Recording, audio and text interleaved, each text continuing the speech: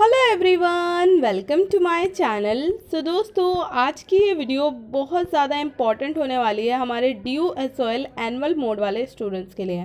So guys, जितने भी हमारे एनुअल मोड के स्टूडेंट हैं दोस्तों, अभी आप लोगों के एग्ज़ाम जस्ट पोस्टपोन हुए हैं, कैंसिल नहीं हुए हैं। तो दोस्तों, आप लोगों को पहले की तरह अपनी प्रिपरेशन को जारी रखना है। एंड दोस्तों, 1 जून से आप लोगों के एग्ज़ाम लिए जाएंगे। तो गाइस, उन्हीं एग्ज़ाम्स के लिए आज की इस वीडियो के अंदर मैं लेकर आ गई हूँ हमारे BA programme 3rd year political science subject का एक इम्पॉर्टेंट क्वेश्चन। सो गाइस, आज जो क्वेश्चन मैं आपको कराने वाली हूँ ये आपके एनुअल मोड के एग्ज़ाम में आपकी बहुत ज़्यादा हेल्प करेगा। एंड दोस्तों, इस क्वेश्चन के आने की काफ़ी ज़्यादा चांसेस हैं आपके एग्ज़ाम के अंदर। तो चलिए दोस्तों, फटाफट से स्टार्ट करते हैं आज की इस वीडियो को। एंड दोस्तों, सबसे पहले मैं आपको वो क्वेश्चन दिखा देती हूँ जिसका आंसर आज की इस वीडियो के अंदर हम लोग डिस्कस करने वाले हैं। के अंदर मैं आप लोगों के साथ डिस्कस करने वाली हूँ हमारे क्वेश्चन नंबर फर्स्ट का आंसर। तो दोस्तों, हमारे क्वेश्चन नंबर फर्स्ट के आंसर में हमसे पूछा जा रहा है कि हैंस जे मार्गेंथो के यथार्थवादी सिद्धांत की आलोचनात्मक समीक्षा कीजिए। तो दोस्तों, यथार्थवाद से रिलेटेड ऑलरेडी मैंने आप लोगों को 2 वीडियोस प्रोवाइड कर दी हैं। एंड दोस्तों, आप लोगों के लिए मैंने काफ़ी सारी वीडियोस बना दी हैं जो कि आप लोगों के एग्ज़ाम पॉइंट ऑफ व्यू से बहुत इंपॉर्टेंट है। तो दोस्तों, डिस्क्रिप्शन में प्लेलिस्ट अवेलेबल है, आप लोग जाकर सारी वीडियोस को देख लीजिए। आप लोगों के एग्जाम में ये वीडियोस बहुत ज़्यादा हेल्प करेंगी। सो दोस्तों, ये है हमारा क्वेश्चन नंबर फर्स्ट एंड इसी का आंसर आज की इस वीडियो के अंदर हम लोग डिस्कस करने वाले हैं। तो चलिए दोस्तों, फटाफट से 1 बाय 1 करके सारे पॉइंट को डिस्कस करना शुरू करते हैं। है उसके अंदर बताया गया है कि मार्गेंथो के यथार्थवादी सिद्धांत की कई विचारकों द्वारा आलोचना की गई है, जिसमें बोनो वॉर्समैन, रॉबर्ट टैकर, स्टैनली हॉफमैन आदि प्रमुख हैं। इनके द्वारा निम्न आलोचनाएं की गई हैं। सबसे पहला हमारा पॉइंट है गाइस, वो है अवैज्ञानिक दृष्टिकोण। मार्गेंथो की ये मान्यता है कि मानव के स्वभाव से ही अंतर्राष्ट्रीय व्यवहार जन्म लेता है। अस्पष्ट बात है। एक स्थान पर मार्गेंथो कहते हैं कि उनका सिद्धांत मानव स्वभाव पर आधारित है, परंतु वह मानव स्वभाव की वैज्ञानिक विवेचना नहीं करते हैं। इसमें मार्गेंथो ने वैज्ञानिक पद्धति को न अपनाकर केवल सैद्धांतिक रूप को ही स्वीकार किया है, अंततः इसमें पूर्णता नहीं है। सो दोस्तों, पहली आलोचना के पॉइंट के अंदर कहा गया है कि जो मार्गेंथो की विचारधारा है, यानी कि मार्गेंथो ने जो यथार्थवाद का सिद्धांत दिया है वो अवैज्ञानिक दृष्टिकोण से है, यानी कि वो अवैज्ञानिक है, उसके अंदर कोई भी वैज्ञानिक दृष्टिकोण नहीं है। यहाँ पे ये कहा जा रहा है कि दोस्तों, कि जो मार्गेंथो अपना सिद्धांत बताते हैं उसमें मार्गेंथो ये कहते हैं कि जो अंतर्राष्ट्रीय व्यवहार है वो मानव स्वभाव से जन्म लेता है, जो कि अस्पष्ट है, क्योंकि मार्गेंथो ने मानव व्यवहार का कोई भी वैज्ञानिक दृष्टिकोण नहीं बताया है। यानी कि साइंटिफिकली एक ह्यूमन किस तरीके से बिहेव करता है, इससे रिलेटेड कोई भी प्रूफ, कोई भी एविडेंस मार्गेंथो ने नहीं दिए हैं। तो इसीलिए उनका ये सिद्धांत पूरी तरीके से कंप्लीट नहीं है, ये अपूर्ण है। तो दोस्तों, आप लोगों को फर्स्ट पॉइंट को इस तरीके से ध्यान रखना है। अब बात करते हैं गाइस हम हमारे नेक्स्ट पॉइंट की, जो कि है एक पक्षीय सिद्धांत। अंतर्राष्ट्रीय राजनीति के 2 पक्ष हैं, एक है संघर्ष और दूसरा है सहयोग। यथार्थवाद के सिद्धांत में मार्गेंथो ने केवल संघर्ष पक्ष पर ही बल दिया है, सहयोग पक्ष पर नहीं, जबकि सहयोग का पक्ष भी अंतर्राष्ट्रीय राजनीति का उतना ही महत्वपूर्ण पहलू है जितना कि संघर्ष। तो दोस्तों, हमारा नेक्स्ट पॉइंट है एक पक्षीय सिद्धांत। तो दोस्तों, नेक्स्ट पॉइंट के अंदर आलोचना करते हुए ये कहा जा रहा है कि मार्गेंथो ने ये बताया है कि अंतर्राष्ट्रीय राजनीति में जो कुछ होता है वो होता है एक संघर्ष, जो कि हर देश करता है अपने आप को अधिक से अधिक शक्तिशाली बनाने के लिए, जबकि ऐसा नहीं है। अंतर्राष्ट्रीय राजनीति के हमेशा 2 पक्ष होते हैं, एक संघर्ष तो दूसरा सहयोग। लेकिन मार्गेंथो ने सिर्फ संघर्ष के बारे में कहा है, सहयोग के बारे में उन्होंने अपने सिद्धांत के अंदर कुछ भी नहीं बताया है, जिसकी वजह से ये सिद्धांत सही नहीं माना जा सकता, क्योंकि इसके अंदर अंतर्राष्ट्रीय राजनीति की पूरी बात नहीं की गई है। पूरी बात अगर की गई होती तो इसके अंदर सहयोग के बारे में भी बताया गया होता। तो दोस्तों, ये हो गया हमारा सेकंड पॉइंट। एंड गाइस, अब हम बात करते हैं हमारे थर्ड पॉइंट की। नैतिकता के महत्व की उपेक्षा। मार्गेंथो ने नैतिकता के महत्व की उपेक्षा की है। उसके सिद्धांत में राष्ट्रीय हित सर्वोपरि हो जाता है, जबकि नैतिकता को गौण स्थान मिलता है। यदि राज्य इस तरह व्यवहार करने लगेगा तो अंतर्राष्ट्रीय अनैतिकता को बढ़ावा मिलेगा, अंतर्राष्ट्रीय कानून निर्बल होंगे और अराजकता पनपने लगेगी। सो दोस्तों, यहाँ पे थर्ड पॉइंट के अंदर बोला गया है कि मार्गेंथो ने अपने सिद्धांत के अंदर नैतिकता को कोई भी स्थान नहीं दिया है। उनका मानना ये है मार्गेंथो का कि अंतर्राष्ट्रीय राजनीति में नैतिकता की कोई जगह नहीं है, जबकि ये चीज़ बिल्कुल भी गलत है, क्योंकि अगर ऐसा होता, नैतिकता का कोई स्थान नहीं होता अंतर्राष्ट्रीय राजनीति में, तो हमेशा जो हमारा पूरा विश्व है उसके अंदर हमेशा अराजकता फैली रहती, हमेशा अंतर्राष्ट्रीय कानूनों का उल्लंघन होता रहता। जबकि ऐसा नहीं है। आज के टाइम में हमारे अंतर्राष्ट्रीय राजनीति में नैतिकता भी है, तभी पूरे विश्व में शांति बनी हुई है। सो दोस्तों, ये हो गया हमारा थर्ड पॉइंट। गाइज, अब हम बात करते हैं हमारे फोर्थ पॉइंट की, जो कि है अस्पष्ट तथा विरोधाभासी। मार्गेंथो के सिद्धांत की एक आलोचना परस्पर विरोधी दृष्टिकोण अपनाना है। मार्गेंथो ने अपनी पुस्तक पॉलिटिक्स अमंग नेशन में लिखा है, जिस प्रकार अर्थशास्त्र का संबंध धन से है, उसी प्रकार राष्ट्रीय हित का संबंध शक्ति से है। किंतु अपनी दूसरी पुस्तक डिलेमास ऑफ पॉलिटिक्स में लिखते हैं कि अंतर्राष्ट्रीय राजनीति का धैर्य सामान्य होना चाहिए ताकि वह अन्य क्षेत्रों में प्रवेश कर सके। इस प्रकार वे दो परस्पर विरोधी विचार प्रस्तुत करते हैं। सो दोस्तों, हमारे 4 पॉइंट के अंदर इस तरीके से आलोचना की जा रही है कि यहाँ पे जो बेसिकली थिंकर कहना चाहते हैं वो ये कहना चाहते हैं कि मार्गेंथो ने अपने यथार्थवादी सिद्धांत के अंदर दो विरोधी विचारों को अपनाया है।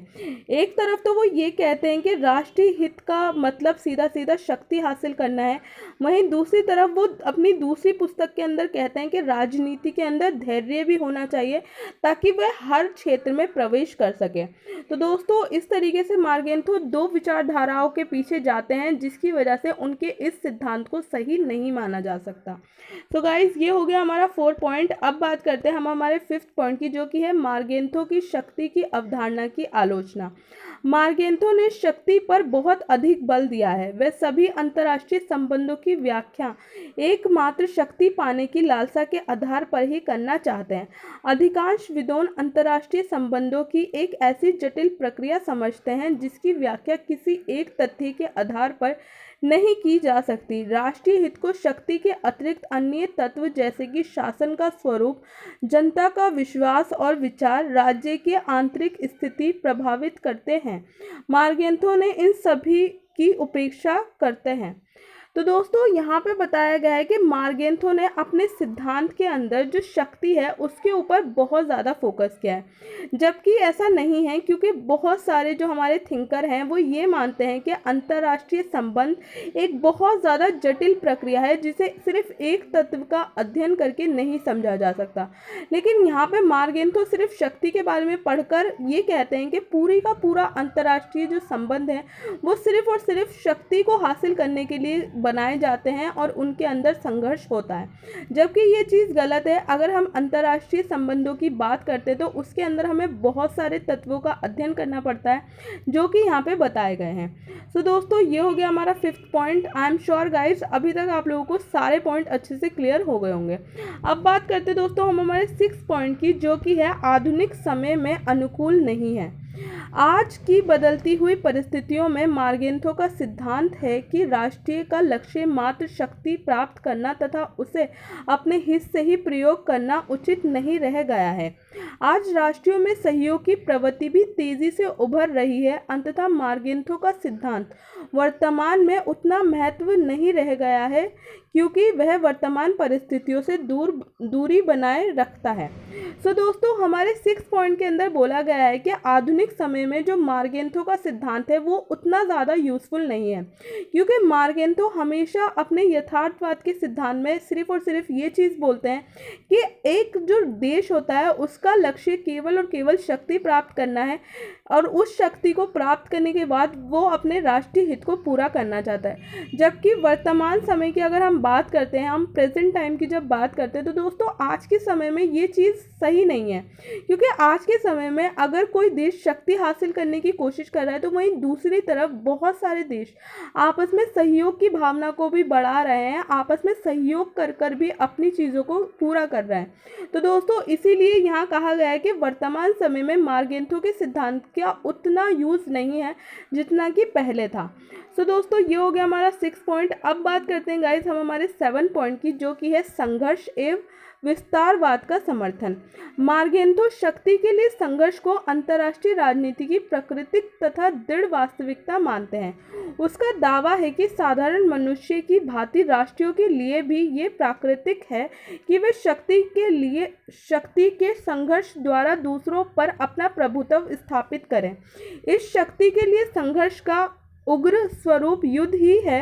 अगर हम शक्ति संघर्ष को प्राकृतिक मान लें तो हमें युद्ध को भी प्राकृतिक तथा न्यायसंगत मानना पड़ेगा, जो अनुचित है।